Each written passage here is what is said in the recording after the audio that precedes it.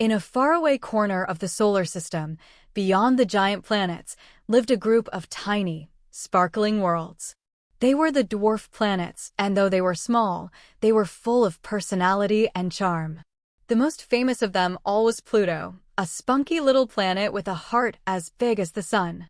One bright and chilly day, Pluto was zipping around in his orbit, thinking about the other dwarf planets. He had always wanted to visit them but wasn't sure how to get there. Pluto's orbit was so far out that it was tricky to hop over to the other dwarf planets. But Pluto was a determined little planet, and he wasn't about to let distance stop him. "I'm going to visit Ceres, Haumea, Makemake, and Eris today. Who's with me?"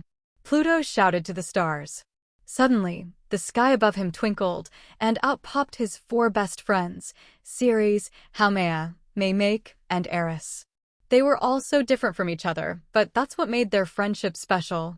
Ceres, the largest dwarf planet, was gentle and calm.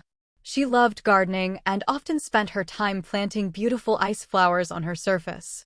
Haumea, who had a funny, elongated shape, was always bouncing around with energy. She loved to spin and twirl so fast that she looked like a top.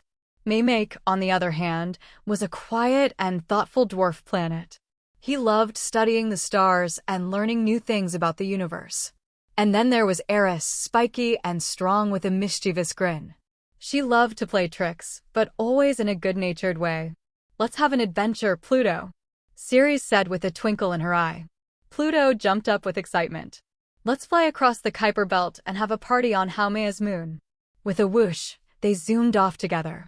They dodged comets, raced through asteroid fields, and laughed at the way the stardust sparkled around them. Finally, they arrived at Haumea's moon, a frozen, bouncy ball of ice.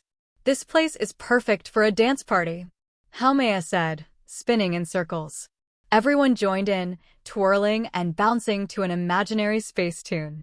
Eris played her usual tricks, sending little ice balls floating in the air, and Makemake tried to catch them with his gravity. Ceres was busy arranging pretty ice flowers in the snow, and Pluto made everyone laugh by trying to juggle some moon rocks. As the party continued, Pluto couldn't help but think how lucky he was to have such amazing friends. They might be small compared to the big planets like Jupiter and Saturn, but together they were mighty, and they had the best adventures. After the party, the 5 friends sat on the icy surface of Haumea's moon, looking out at the stars. "You know," Pluto said with a smile, "being a dwarf planet isn't so bad. We may be small, but we've got big hearts, and we'll always stick together." Everyone agreed, nodding their heads.